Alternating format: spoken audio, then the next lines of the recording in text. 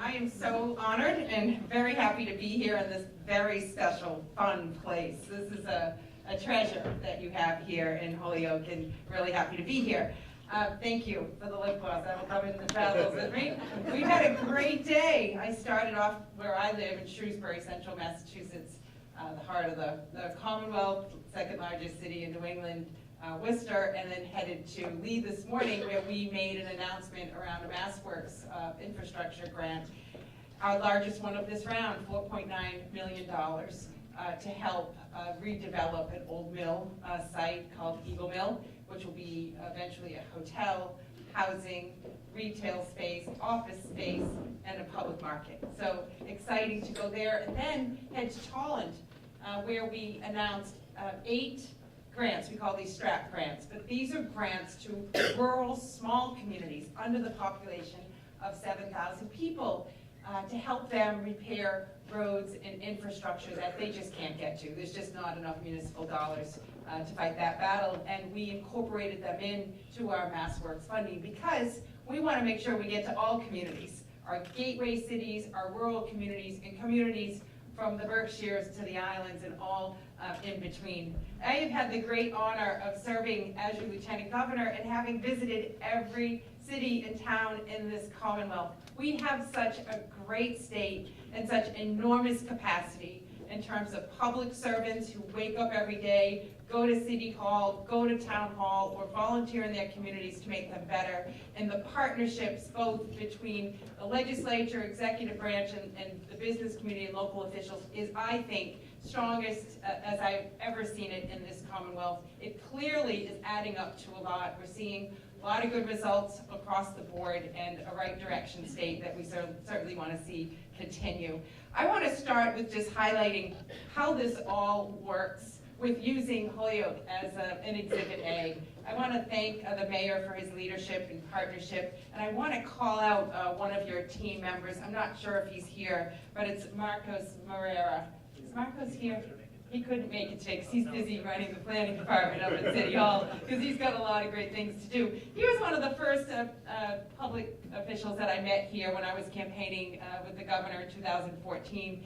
And I said, Marcus, can you just take me around? I just want to see what you're doing here in the city. And he was excited, and he was proud, and he was motivated. So the first thing I just want to start with is four things I want to focus on today, and just the 4 Ps, I call them. Planning, places, people, and partnerships. And I think that's really what I see happening in Holyoke. So planning, right, starts with the people in the community coming together around a common vision.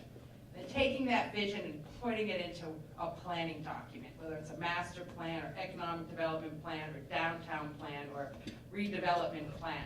Map it out. Then you want that plan to become reality. You want that vision to be achieved. And that's where having the ability to work with the state, coming with resources to help that plan, come to life is real here.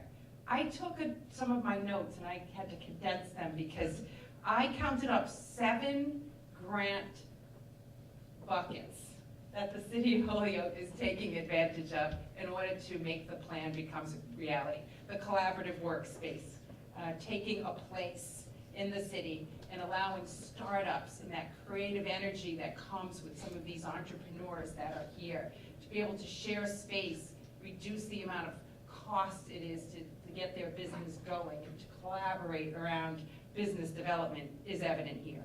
EDIP, that's our Economic Development Incentive Program, all around jobs. We give grants in this area to a company if they will grow jobs in your community. And you're seeing that here.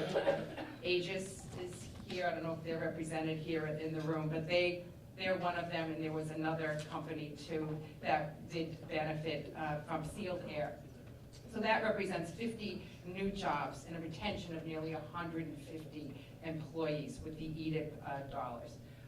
MassWorks, you referenced that about Lyman Terrace. MassWorks is our biggest infrastructure program. We've been able to contribute $275 million to 108 communities across the Commonwealth, putting in the things that are needed to attract private investment. water, sewer, roads, intersections, the bread and butter stuff that simply municipalities can't come up with enough cash to do some of that work, and the private investment wants to see that stuff done before they start to put their dollars in to a development project. So certainly the MassWorks program on Lyman Terrace, and also working with your TDI. So that's the other one, the Transformative Development Initiative that we've worked on with Mass Development. We have these fellows, they're called, 10 of them, working in gateway cities across the Commonwealth. And we assign this person to the community to work with the community officials and rethink a neighborhood that you define in your city and reimagine it and think about what the possibilities are, but be realistic about making sure that you're planning things that will become a reality. The TDI program is certainly working here, and it's a very exciting initiative that you've taken advantage of.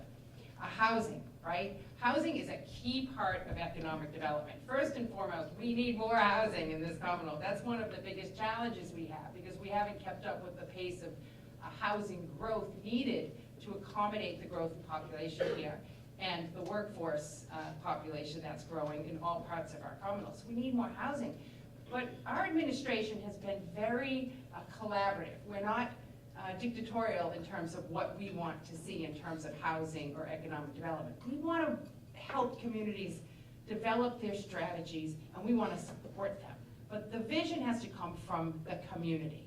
So thinking here in the city, for example, where is the housing that's needed? Is it transit-oriented development near the rail? Is it downtown development for housing? Is it market rate, affordable, transit-oriented?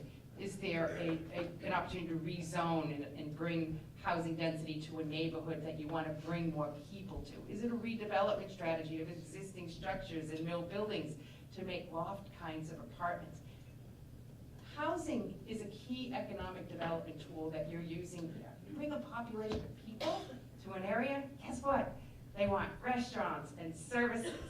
And it brings a population of people that are here 24/7 because they live here. This is their home. Not just a workforce that comes into the city and leaves, but a population of people that stays here and wants to see things happening 24/7 on the weekends and nights and the mornings, places to go, exciting things to happen. So you're taking advantage of all of that as well. The site readiness grant, finding an area in the community that might need some brownfields dollars because it's perhaps a dirty property that you need to clean up before anyone on the private sector or a banking institution would invest in. You're taking advantage of the site readiness funds.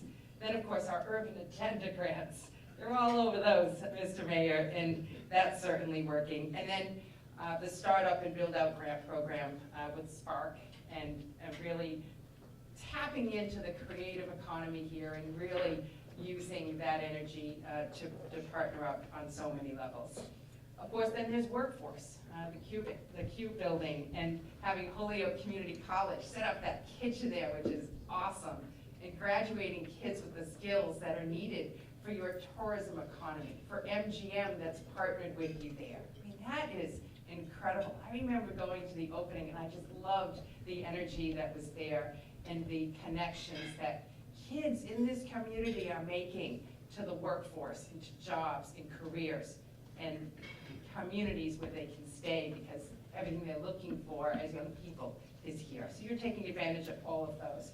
And then most recently, the opportunity zones, being able to identify tracts, parcels in this city for opportunity zones, which is a federal program that can attract investments from, again, the private sector to redevelop neighborhoods in the city. So I just listed 7, 8, 9, almost 10 programs, grant programs sponsored by the state that your city here is taking advantage of. And by doing so, you're leveraging your assets and state resources and attracting private investment. You have private investment come forward. That's a validation of your vision and your planning and your leadership as a community.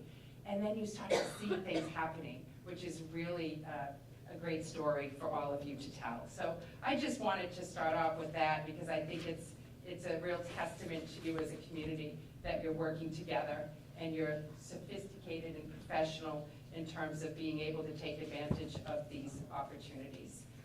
So while we're investing in places, people is certainly the biggest opportunity that we have for growth in this economy. We have this innovation economy that is real.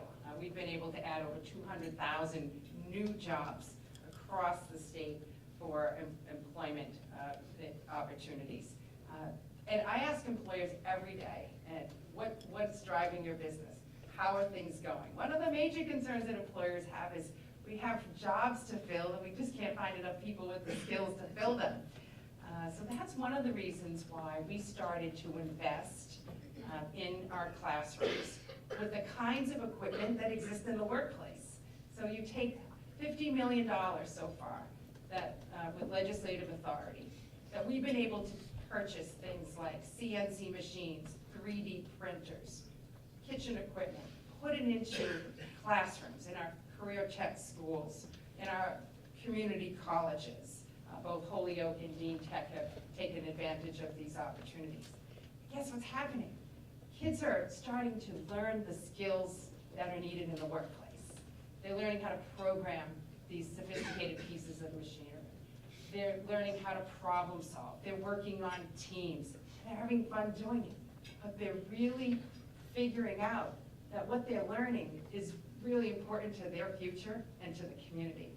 And so this is working to create a pipeline of talent, a pipeline that can directly gear up a student to go into the workforce upon graduation from high school, into a good job or a career, or to be able to connect early on through early college, start earning credits in high school for community college, and then taking community college credits and applying them to any state college or university through our Commonwealth Commitment Program, and being able to afford to pay for a 4-year degree, which would cost about $35,000 under this program. So these pathways, this pipeline of talent, this embedding more STEM education throughout our K through 12 education, and these pathways to careers in STEM, and then the partnerships with the business community are really important to our growing this economy.